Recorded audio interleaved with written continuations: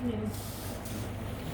Helen, Mom, Mrs. Fisher, Graham, little Helen, Granny Helen, whatever you call her, her story started during the Great Depression, and she was greatly shaken by it. One story she used to tell us was that as a young child, she would pull a wagon around the block selling ears of corn to neighbors. Or another story was how people who were hungry and wanted a meal would come and knock on the back door of her Grandma Mara's kitchen for a bite to eat. They would eat quickly and quietly on the back porch and then knock to return, the bowl and the cup. They would always say thank you. She lived mostly with her grandmother and grandfather and her aunts Helen, Mary, and Edna. And during the summers, she would spend time with her mom and dad in Meadville, Pennsylvania. Her high school years were sharply impacted by World War II as classmates were enlisting to go fight in Europe. She often told the story, which was one of my favorites, of how she and a girlfriend, Gladys McCara, I think was her name, would walk down to the train station here in Mount Union to see what was going on.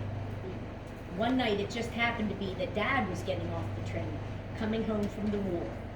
They spent every day together that next year, and they were married in 1946. Donna was born the next year. In the early years, they traveled for Dad's work. One of the locations was Maryland, where he worked on the Annapolis Bay Bridge.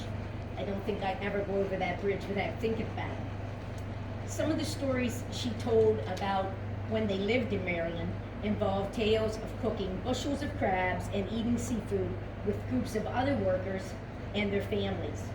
When Mom and Dad built our house in Mapleton, these get-togethers with friends continued, along with 3 other children. Frying oysters, roasting pigs all night, or hosting a group of hungry deer hunters was nothing to Mom. She just took it in stride and made sure everyone felt welcome and was well fed. Widowed at a young age, she raised 3 kids by working hard. She worked for Mount Union School District for 40 years, and she waitressed 3 or 4 nights a week as well as in the summers. This was a woman that was not afraid of hard work. While working and raising a family, she also got involved in various community fundraisers, as well as whatever activities we were involved in school. She always wanted to work to make the community better. Her strong, hard-working, independent spirit has impacted all of us. And I can't think of a better legacy than to have following generations continue in this way.